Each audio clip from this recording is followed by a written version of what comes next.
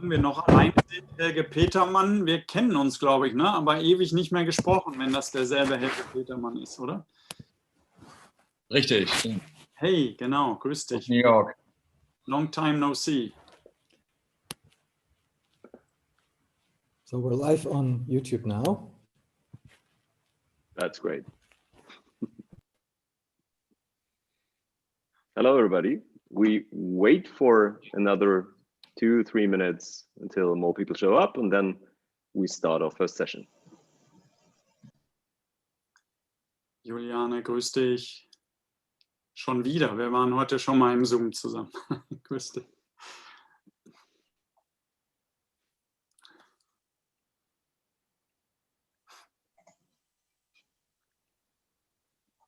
Das ist immer diese spannende Zeit, ne? Wenn sich alle angucken und noch keiner was sagt. Ne? Wahnsinn. Die Spannung steigt ins Unermessliche.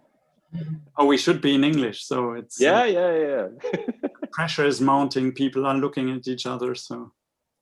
Yeah, but we can switch from German to English and English to German, so to confuse everybody. So. That's right. Sorry. That's no, it's better. Yeah. Remind me if I do switch back. Don't worry. Yes, we're all very curious what's going to happen tonight. Yeah. We too. It's the first session. That's what Peter told me. I texted Peter yesterday. Peter, I'm really curious about the event. He said, so am I. Feel free to improve the show, whatever you want to do, Juliana. Feel free. Singing and dancing is allowed in the second part of this event. Wow. As I said, it's a fireside chat, so you can also dance around the campfire later on. Yeah. And don't even have a red wine here, so it's what a shame, you know. It's my dry January, so basically that's water. I'm still on tea, so yeah. So we wait another 2 minutes and then we start. Hello, everybody.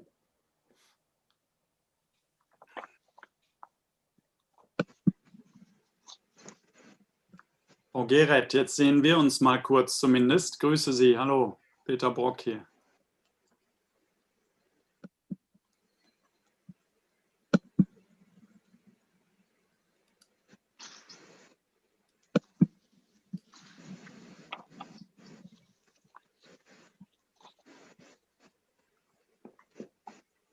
Do these LinkedIn registrations kind of come in automatically, or is it also if somebody came through LinkedIn, you? Yeah, basically it sends it is then sent to the Zoom link, and basically you're registering there. So it should be everybody's on the same list, and we see many more people showing up, which is good. Hubertus, grüß dich. Like. Hallo Peter. Hi.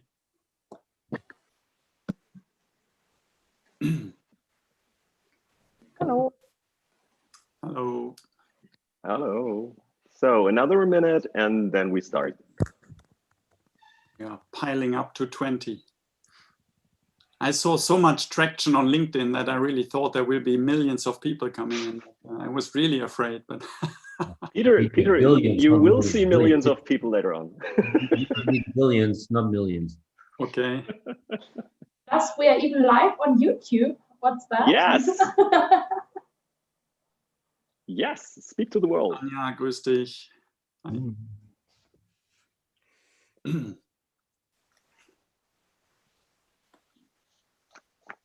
Hallo, ein ganz kurzes Hallo von meiner Seite. Ich muss zwischendurch verschwinden. Anja König von EVPA, Social Impact Markets. Hallo, Anja. Hallo. Ist das alles auf Deutsch hier? No, it will be in English, but you spoke German, so we replied. Oh, sorry. I thought I just heard someone. I thought I heard someone speaking in German. I'm so sorry. So my name is Anja König. That's the part 0 of that session. It's because we're just starting in a couple of seconds, and so. So you will. So this will not be recorded. We'll cut this out later. It is live and cropped later on. For anybody who is confused. So yeah. So thank you everybody for joining. And I just want to remind, as a housekeeping, that you probably set yourself to mute, please, so that we have the session for me in the first couple of minutes, and then in a couple of minutes together with Peter in the interview session. So thank you everybody for joining in the evening here. My name is René Wienholz, and this is the first session of GITA on air. I'm the founder and managing partner of Loom Impact, which is an impact finance boutique in the mind of an investment bank.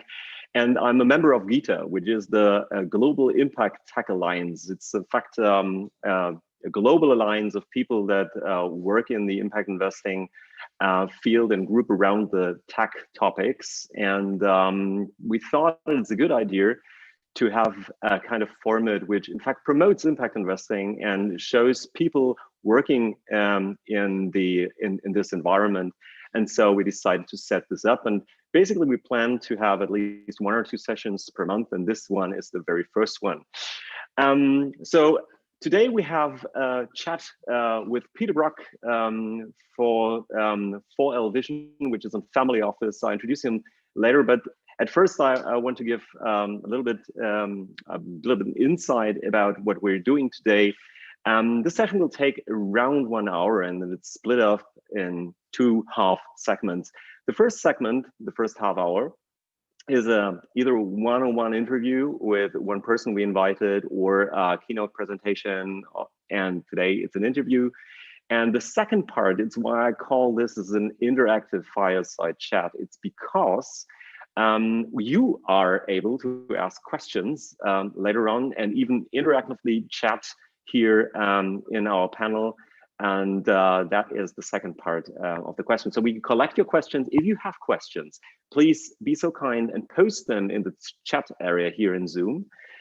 So we're able to collect them, to prioritize them, and then later on to switch you in live here. And there, by the way, thank you very much in the back end to Paolo, which is the master of ceremonies today. And of course, to Thomas Schindler, who's also in the back end, trying to sort the questions and doing the kind of tech back end here. Yes, that about the format itself. So who is on today? Today we got Peter Brock from 4L Vision. Hello, Peter. And the first thing that I think we met probably the last time 2 or 3 years ago in setting up the Bundesinitiative Impact Investing in Paretz. And this was the first time when we met, and then we met several times here in Berlin. So I know you well, but probably those ones that joined don't know you that well. So can you please introduce you a little bit? What is your background? How you came in touch with a family business? What made you aware of impact investing? And by the way, and one thing I really want to know, I want to know one fun fact about you. So I will be very surprised what this is. Peter.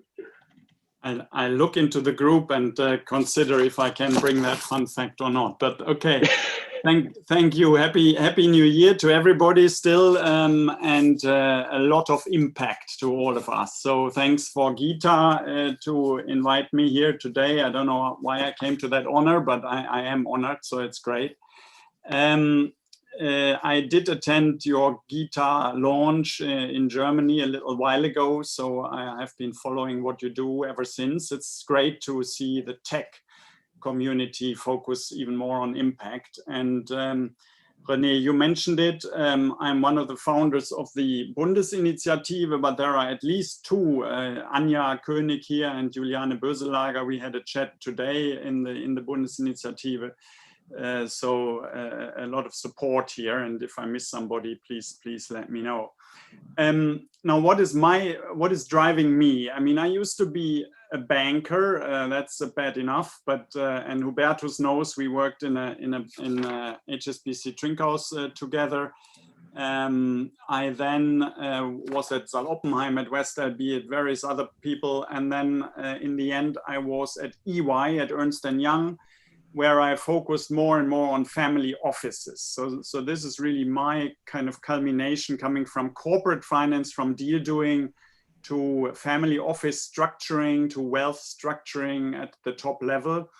But even with EY, I did a lot of events on impact and impact investing, but it didn't really kind of succeed, and it didn't really take off. One key moment was when I had arranged a cooperation with Charlie Kleisner from Tonic, and we wanted to really get things going. And if I put it nicely, and I do not make that joke now, I think it's inappropriate, but it didn't really kickstart at EY. It got stuck. We got stuck with impact investing. And then I said, well, that cannot be the case.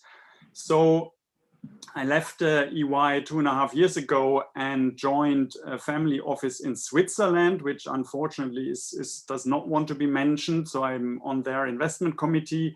They do impact investing as well, but interestingly, only some 10% of the wealth. It's quite a significant wealth portfolio.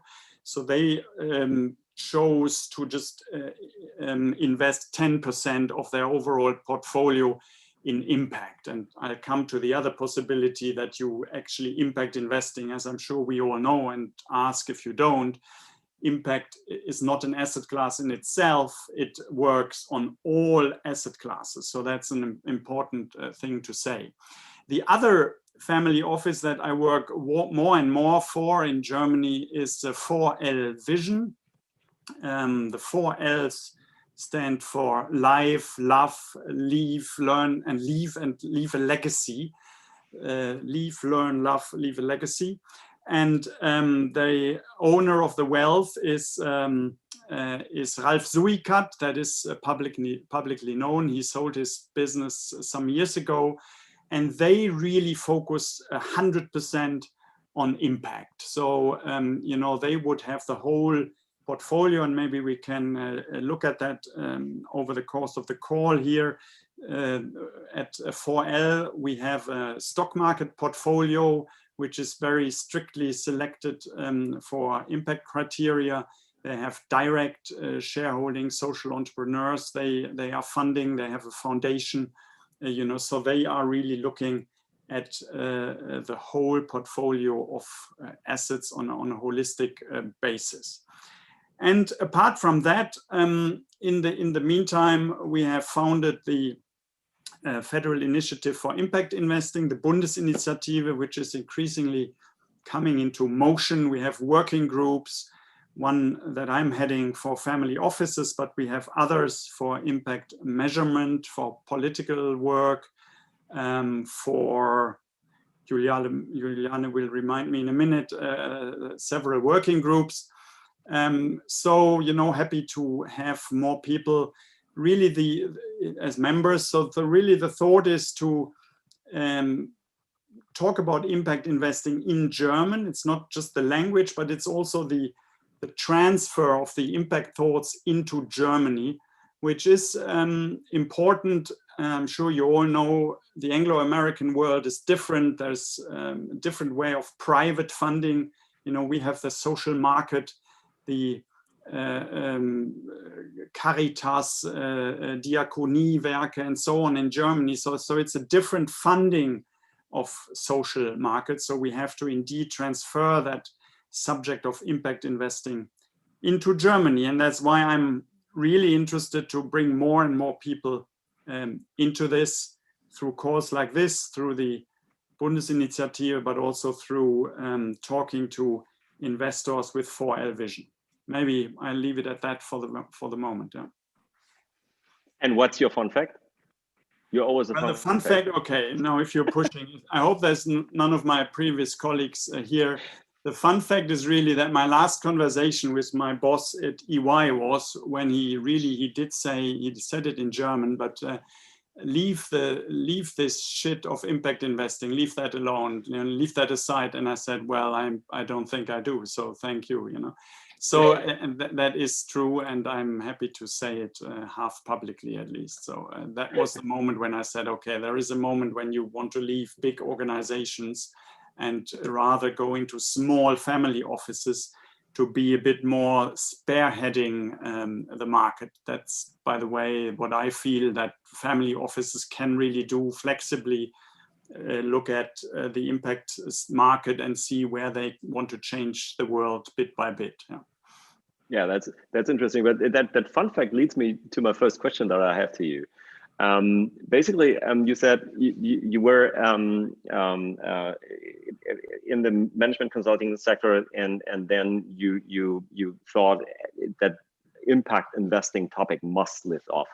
And when I was looking, or I traveled back in time, let's say in 2019 or so, I think we had a whole lot of press coverage about, let's say, climate change, etc., due to the Fridays for Future sessions. And basically, literally, when I was looking back to 2018 or 2017, I noticed that the traction towards the topic of investing for good, so make money and do something good, lifted off quite massively.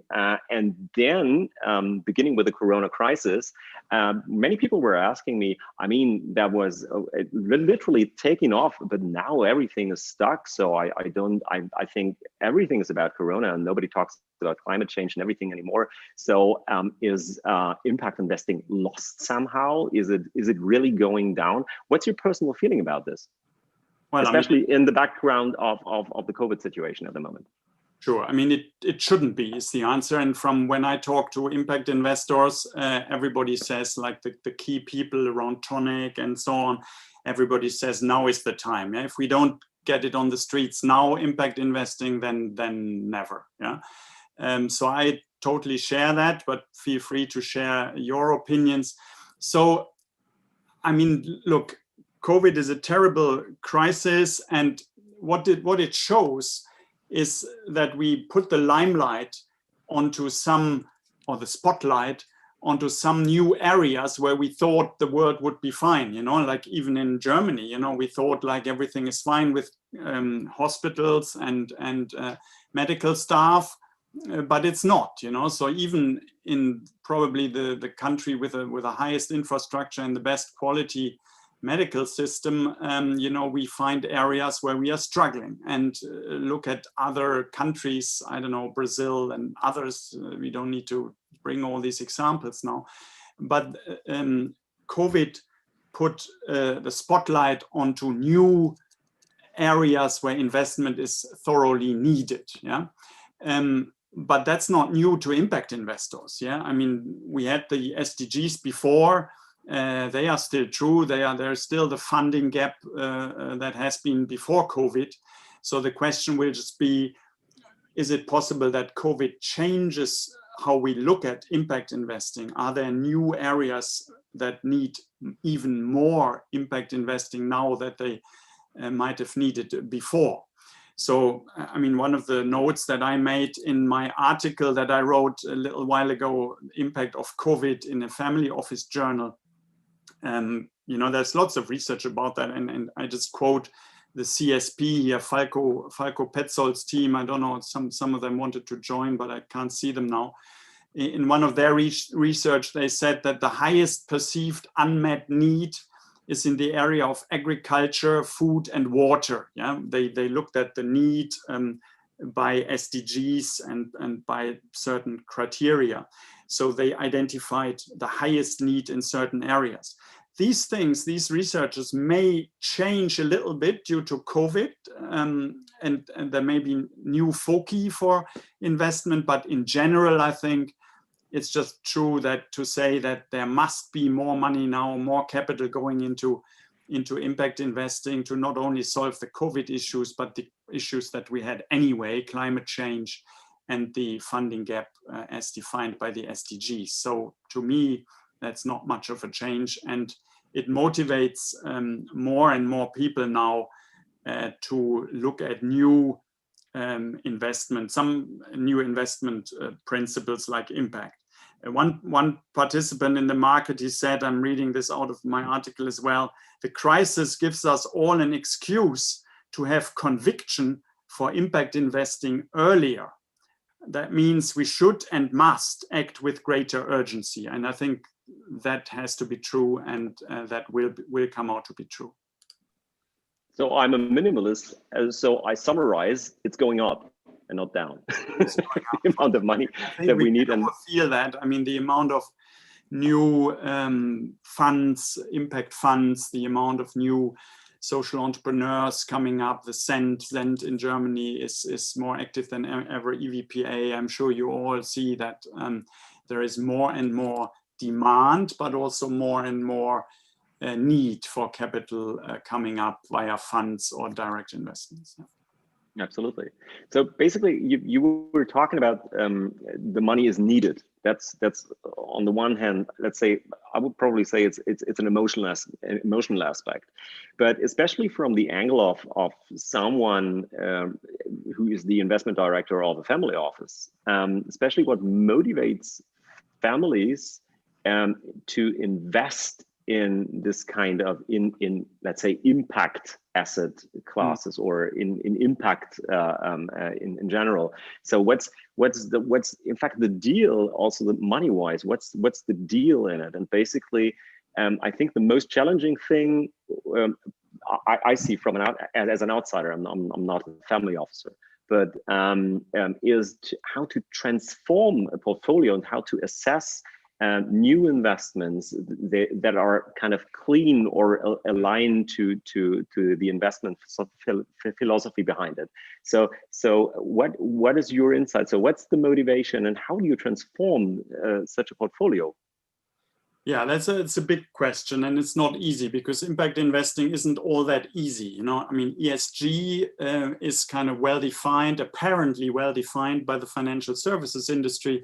But then if you look at it, every bank reports ESG portfolios differently. So they kind of attack us impact investors by saying impact investing is not really defined. But then if you respond by saying, look, but you guys have your own problems with your ESG stuff, then they just say, oh, it's all, you know, lots of data, lots of this, that, and the other. That's kind of true. But anyway, so impact is still not so easy. But let me say these and try and be brief. I mean, there are some family offices that are totally committed, like 4L Vision. For them, it's totally clear what their aim is, what they want to achieve with their investments, and you know, whether or not there are measurement criteria, they just do it by themselves, you know, find their own criteria to invest, and it works perfectly. And then there are the other family offices that I talked to, maybe a really large family office that attended one of the round tables. The family officer says, oh, leave me alone with impact investing. You know, that makes investment even more difficult. I need to do more reporting and so on. And, you know, we do good in the family foundation. So that's where they want to spend the money. And he thinks in the family office, he has to reach the top financial gains so that in another part of the family, the money can be given to good causes. Yeah. So there are some family offices that are blocking and shying away from impact investing, and others that are really committed, and for them it's totally clear. One other quick example is a young lady that we spoke to the other day at the end of last year. She inherited a portfolio, and quite honestly, a rather large portfolio, and she just didn't want to own Daimler, Lufthansa, and what have you. And I've never seen it so clearly. We had a meeting with her, and after the meeting, she said, look, I mean, when I hear this, I'm selling everything. Yeah. So she literally sold the whole portfolio, and, you know, slowly but surely we'll come back with her and discuss how she can invest better. That's an extreme thing and very kind of dangerous depending on what time you sell and not and this, but you know, so there's various ways how people deal with it. But the good thing is family offices can be flexible, and people like us in 4L Vision, we are there to help other families go more into impact. We are thinking a bit like you, René. We are thinking also to open up the market by starting a small impact multi-family office, so as to be able to help other people get closer to impact investing, have a better overview of what people can invest in, and just assist everybody to get more into this. So basically, just to get this up, this is where I think I can chime in. I think we need a kind of more interfaces towards impact investing, which makes either what you're doing with a family office, with a multifamily office, where you build an interface, so to say, to people with, let's say, an authentic product, and that authentic product is a family office that is totally committed towards the SDGs. And what we do, for instance, with the Impact Investment Bank, is to build products, financial products that allow people to invest into good things. And but to get a little deeper insight about the question you said, the lady looked at what you're doing, sold the portfolio, and said, now I could probably go and newly evaluate my portfolio and assemble a new portfolio. How do you assess what impact an investment has, a positive and negative, so wanted and unwanted effects, and especially how do you keep track to this? I mean, this is I know that this I think a master question, so to say, but basically what is, if you would just have 5 minutes to talk about how your philosophy is here, that would be a great insight. Well, I think it's two things. It's building up a portfolio, and then it's measuring it or keeping track of it, if I try and simplify. So I think it's really important.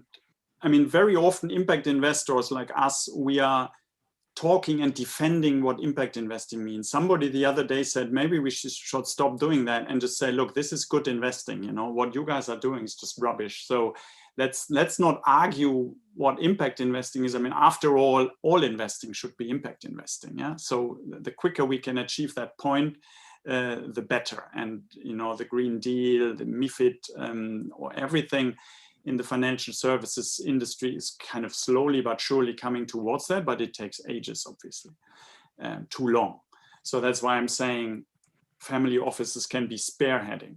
So I think it's important to say that impact investing works in all asset classes. Yeah, we've just chatted. There's a research coming out of Fineo who do something on real estate and impact investing, and I've done two roundtables on real estate and impact already. So that interests people. You know, how can that be combined? Impact investing works in stock market portfolios. So, you know, there is the argument of definition, and I go a little bit into that in the article if somebody wants to see it. Paolo can share it. There's always the discussion, how can you do impact in a listed stock market portfolio? Is it only by voting power and by exercising your voting rights? I mean, yes and no, but in small and mid-cap companies, you can very well choose impactful companies compared to others that destroy the climate or something. And then it certainly works in a very deep way, deep impact in private investments, you know, where you have a social entrepreneur that is just doing a funding round, and you know, it's very clear what they may be doing, and you support him or her and fund that company. That is kind of clearly deep impact, very kind of direct in a. So what I'm saying is listed, unlisted, real estate, you know, green bonds, you know, impact can work in all asset classes. That's really important. And then from then on, it's the rules of asset management generally. Yeah, I mean, diversification, all the rules that are not really dependent on impact, they are still true. Yeah, the good rules of you know, risk, return, liquidity in asset management, that those rules are still true. So they need to be, and impact really is to be added to risk, return, liquidity plus impact, or however you call it, the triangle with a fourth part to it. There's lots of literature about that. So that's the one area of building a portfolio. And then the other is how you track it. I mean, quite honestly, even at 4L also, we have not found the best software yet that kind of does it all. There are a lot of reporting softwares coming up. Tonic Tracer, the Tonic group has a new tracer system installed that kind of goes some way. There are some people who offer certain products. Also in Germany, slowly, I'm not going to name one or two, because to be clear, when one should kind of name 10 or so, there's lots of players that starting to do impact reporting. But to be honest, in our stock market portfolio, we do it ourselves. We are like analysts. We have juniors that analyze the companies and really ask some really difficult questions, and write our own little research and track the companies ourselves and kick them out if they change, or if they or we bring new companies in that have publicly stated that they change the way they work and so on. So there's lots of examples how that can be done. Yeah, thank you very much. That's always a good insight, and especially it is very interesting if we would meet, let's say, in 2 years and find out what in fact, while doing your work in the family office, while analyzing all this portfolio, etc., what the outcome is, and what in fact what insights you gain. What I also think is it's a lot of education, and really the Bundesinitiative, EVPA, everybody else. We are working on that so that these things are much more known. It's not as simple to say just because KKR or Partners Group or Allianz, they say, no, we also do impact investing. It's not as simple to just buy a big cap fund or anything. So, what we would tend to do is really look at it, and is this really deep impact in the truest sense? So we do not want any greenwashing here. One reason why, because I was so bored in the COVID pandemic in the first part last year, I started my own company also, which is called Be Wiser, bewiser.com. You might look that up. It simply provides videos, learning videos for better wealth structuring, just so that people, no selling any products, nothing, just so that people can learn more what all of this means, diversification, illiquid, liquid assets, strategic asset allocation, what is that? And people very often don't know, and it's, you don't have to be a banker, so you shouldn't be a banker.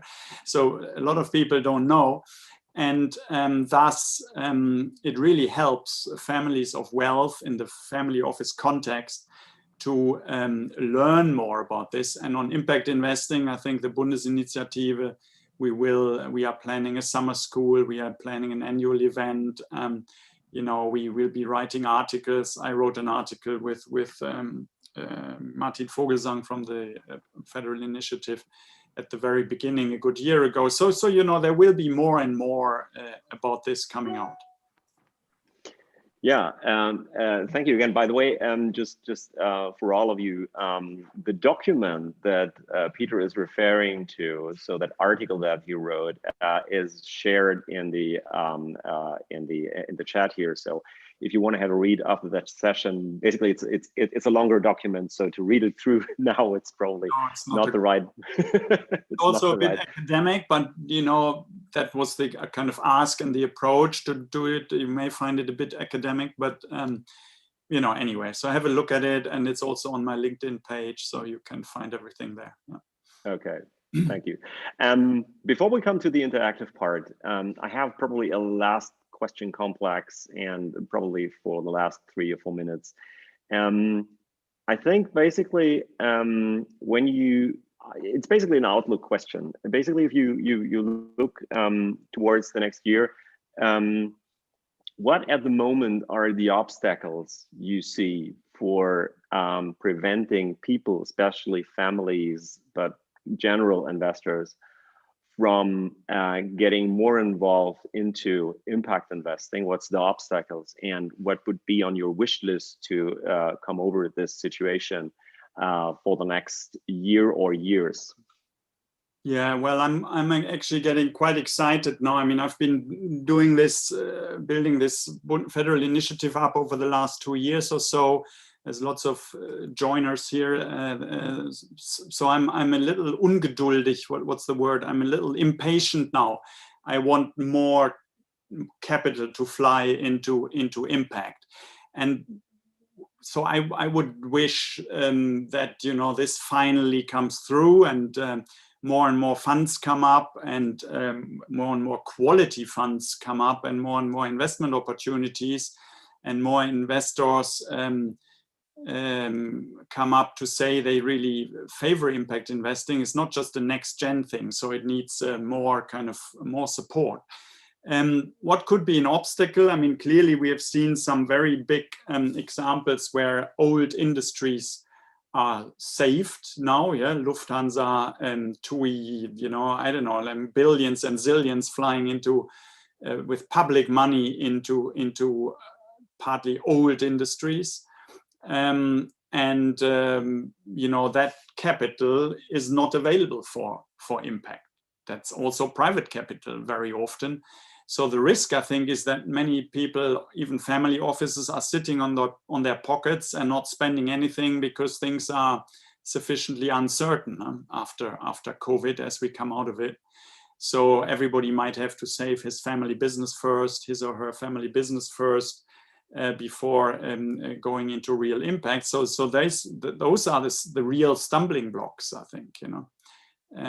To make sure that the economy picks up again after COVID, and that impact can then really come through.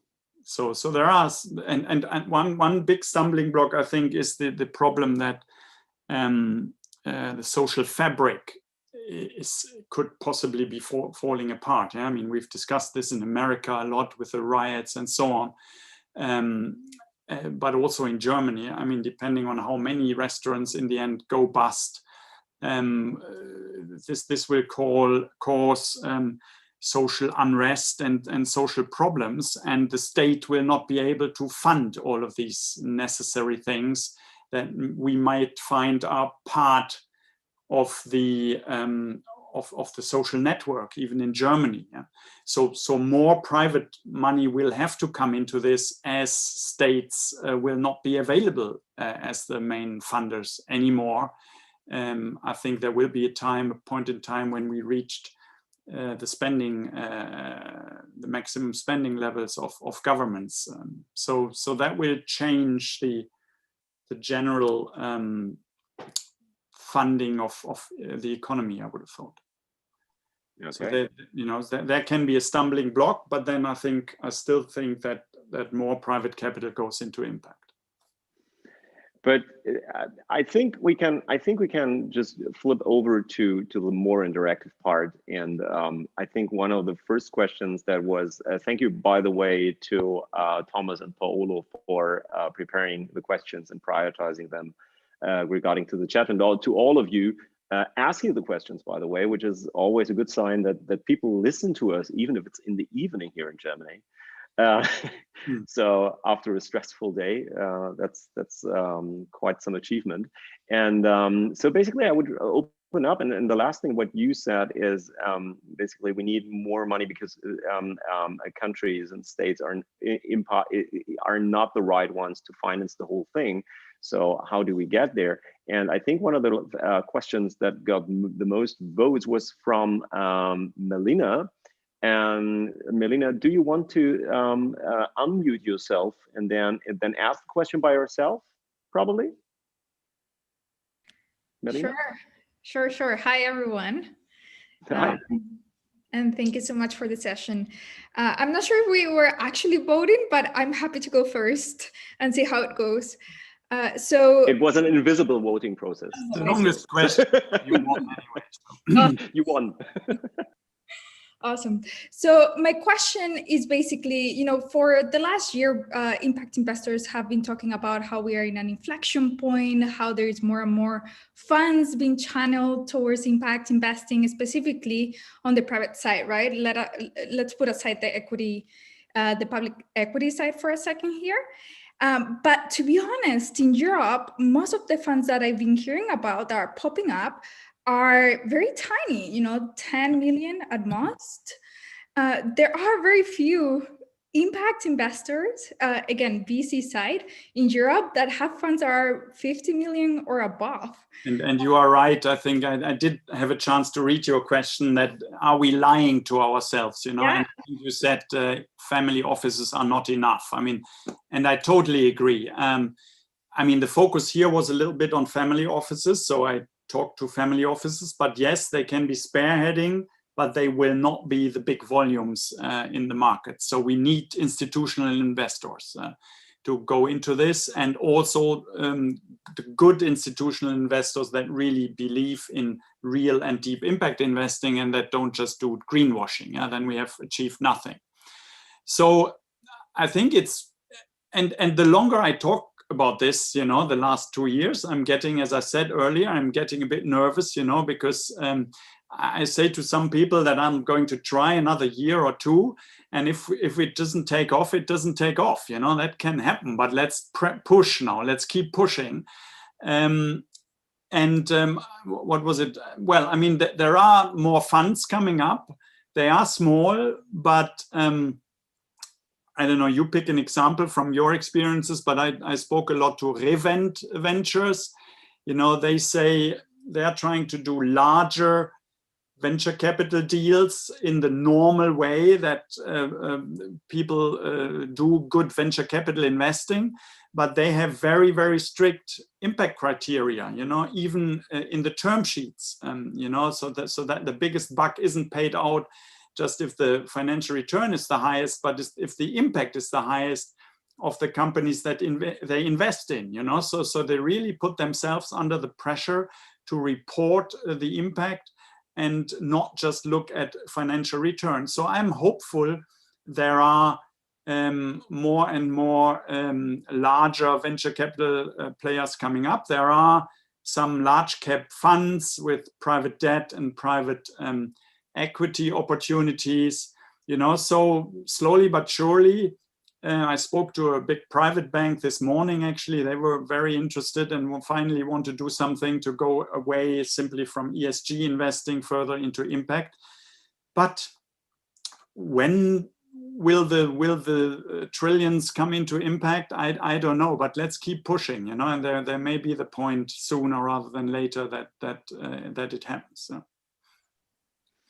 Yeah, thank you for the question, by the way. I'll also be very happy about seeing more institutional capital flowing into this one. But basically, we all struggle with finding, as I said, interfaces which are called products, which can be rated, etc. So because of their risk assessments and so. But I think it's a younger discipline, and this one will show up, and basically with all the regulations, taxonomy regulations, etc., we will see many new solutions over the next years because there is market pressure. And by the way, that is coming because market pressure and regulation, governance, etc., is one question that came up next or voted up. And Maria, probably you can unmute because you had a question. Especially on the support for non-corporates and startups, etc. Probably you can just elaborate a little bit about your question. Yeah. Hi, everybody. Maria here. It was partly answered already because of course we've all been watching how the government, especially in Germany, but overall we saw that in many countries how they saved and rescued and basically printed money overnight to rescue companies like TUI and Lufthansa and all the automotive companies. And I've been just talking to a friend of mine who has an impact startup.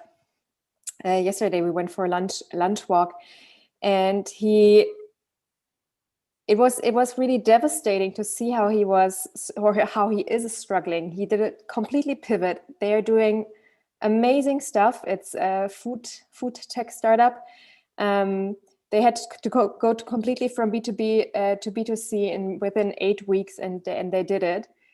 And now they do not find any investors because they do not have any track record for their new business model. So investors and even family offices are not investing. They do not qualify for any of the supports of the government because You know why? It is hard to get them if you did not have any profits during the last years, and also if your Hausbank is not supporting your KfW-Anträge. Sure.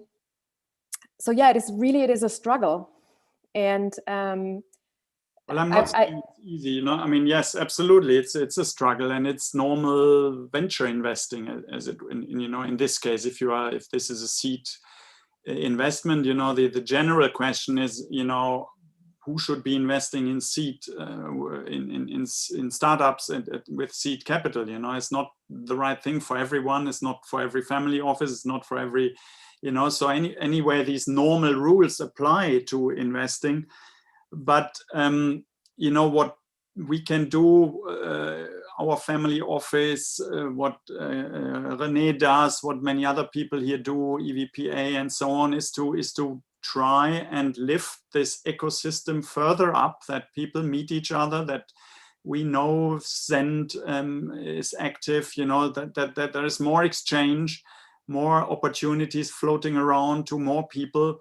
Otherwise, it's just simply too difficult to get it done. Yeah, I mean, angel investing, if you talk seed, is not easy. Yeah? No, but it is also what I mean is that we also have to put pressure on the governmental structures. And yes, that's I mean, our tasks in our scene. Yes, well, it's everybody's task, and I can only say that we're doing our bit as a family office in the background sometimes, but there is. You know, this, what's it called, this millionaires pledge for higher taxes and so on, you know, our wealth owner, he signed that pledge, for example. You know, these things help. Hopefully the Bundesinitiative is more and more trying to do some well, not lobbying, but to talk to politics especially this year, in the election year. Zend is all over the place. Markus Sauerhammer, you know him, is active like mad on Twitter and everywhere. Tony Schwarz with this thing about dormant assets, where they want to try and get something done for Germany, a bit like the Big Society Capital Fund. You know, I mean, these things are kind of going on. Whether or not and how quickly they succeed, I don't know. And I mean, I ask the question. I'm not on this political side so much, but I keep asking everybody, you know, why is a donation in Germany tax deductible, but not a seed investment in a company? Yeah, I mean, you know, it's not an easy answer to give, and we need to sort all of these things out, you know. But you know, seed investing is the highest risk you can probably have as part of your whole asset management, if you look at it like a family office, and it remains difficult. Also, is it whether or not it's impact or not, you know. Yes. So that's a good question. The next one, by the way, is something of a totally different realm. That came from Lisa, and it is about the question that I had before about assessing the things where you invest in. Probably, Lisa, can you unmute yourself and ask the question by yourself if you want? Can you hear me? Yes. Okay, perfect. Maybe like it's, I don't know much about impact investment, to be honest, but I understand that like every investor has its own way to assess impact. And I find it actually really difficult to assess that because it's such a multifaceted problematic. And I wanted to know how on your side you did to like maybe create a model which would enable us to have a comprehensive vision of the impact when you assess this impact. Well, I mean, we don't have that, to be honest. As I said, we do our individual research on certain companies. You know, let's, for example, take a company like Vestas, you know, the wind power company. It's a small to mid-cap company. It's not like the biggest on the stock market. So we go and, you know, in impact investing, one of the definitions is company impact, you know, how much impact is achieved in the company and by the company, and what is the investor impact. Yeah, so that's the kind of the tonic and impact measurement project kind of definition. So the investor impact is very clearly where you give some money to a social startup that wouldn't have otherwise got that money. So by giving this additional money, you're creating additional impact that can be measurable. So that kind of ticks this box. In stock markets, that kind of definition doesn't always work, because you're just giving, you're buying shares in a company that are already listed on the market. So it is not actually additional capital for the company. That's a definition point, and let's leave that point. But then still in listed markets, you can have an impact. The company can have an impact when they channel, like Vestas, you know, clearly most of their investment in wind power, in improving their technology, in you know, also the standard corporate social responsibility goals, you know, that they're fulfilling all of these boxes and so on. So the way we do it is we do look at company and investor impact, and then we make a clean analysis. You know, the other example is, I don't know if you all watched this film. You know, the simple answer is Tesla. Is it an impact company? That can be discussed in 3 Zoom calls. But then if you look at the precious metals that go into Tesla that lead to, I think it was in China, the miners dying because they are constantly exposed to that material, which I forgot what it was. You know, so is that an impactful company in the end, when you know the remaining lifetime of a battery is so long, and so this all, you know, all of these discussions. So I mean, you have to analyze for the moment for yourself what you want to achieve with your investments, you know. But I would argue the data is there, so read it, you know, analyze it, read it, and come to a conclusion. And the chances are that your investment is much better, much longer lasting, over the long term, performing better, the higher the impact is. Yeah, and it's also a timing issue, by the way. We talked about how do you change your portfolio. You know, clearly that cannot be done from one day to the other. It's a matter over time, and the more long term you are looking at it as an investor, the higher the chances are that the impact comes through, and thus the asset is actually growing in value. Okay, I if understand. that helps. Sorry. Thank you. Very complex question to answer. The next one in the voting list for questions comes from Elke, also an active GITA-ista here in the German chapter of GITA.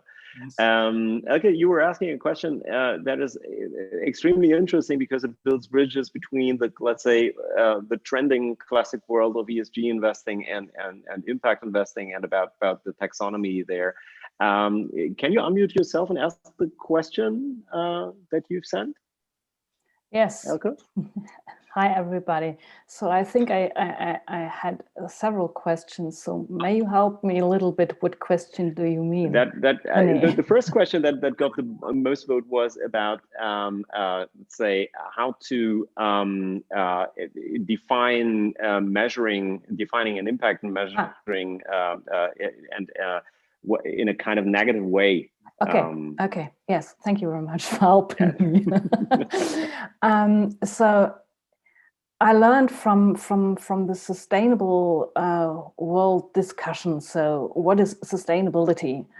That this is really very complex and not white and black question answer possible, and that one pragmatic way is to say everything what is not harming planet, for example, everything what is defined in the SDGs, is sustainable. So that would be a more maybe an easier way to get through this measurement and defining thing. If it's not harming the SDGs, so you're saying you turn it around. I mean, yes. So in the argumentation in the sustainability discussion is everything what is not harming our planet and is not going lacking the well-being of the next generations and the planet and the atmosphere and things like that is sustainable. Yeah, I mean, that's a complex, you're raising like complex things. I guess that's what always happens in the last 5 minutes. Sorry about that. But what I would say is this negative discussion. I mean, I see the ladder to better investing like this. It's normal investing, whatever it is, in everything. Then you have negative screening. Yeah, so it's a negative exclusion of certain things, weapons, oil, whatever. Then you have positive screening, which is you define something for yourself or your family office or your fund, what you positively want to go into. Then you have ESG and ESG integration. That's kind of the next step, measuring it, matrix, this, that, and the other, but it's still not changing the world, basically. Everything remains as it is. And then impact investing comes as the final step. That, I believe, in the lack of other systems, I believe that impact investing is quite nicely defined by the SDGs, because that's a global funding gap with certain 17 areas, health and so on, where there is a certain gap defined. And then if you invest positively, proactively towards these goals, then the funding gap would be closed. So I think this is the ultimate way to measure it. And the IMP project, they kind of consider this and so on and so forth. So I think that's a good way. It may look difficult, but well, on the other hand, it's not all that difficult, and maybe we get to terms with it better as it's applied more in a practical sense. Yeah. Okay, but somebody just texted me also. You know, impact investing is not easy. I mean, that's for sure. But investing is not easy. Yeah. I mean, look. I mean, why are we pretending that startup investing was ever easy? It's certainly not. And you know, impact and the changing world actually helps you to focus on the big issues where really investment will be needed, and thus investment will make more sense. You know, so I think these global goals actually help you quite a lot. Yeah. But to be honest, the global goals to proactively support all the goals, that's not possible. No, and not so everybody can do it. So yes, I think it's kind of, we have to handle with all this complexity in that, and that's the reason why impact investing is not that easy, and we do need to find other approaches and mindsets, as somebody mentioned in the chat, to find other approaches. And so we have to face complexity of this, and that's why it's not that easy, because we have no idea how we can do that.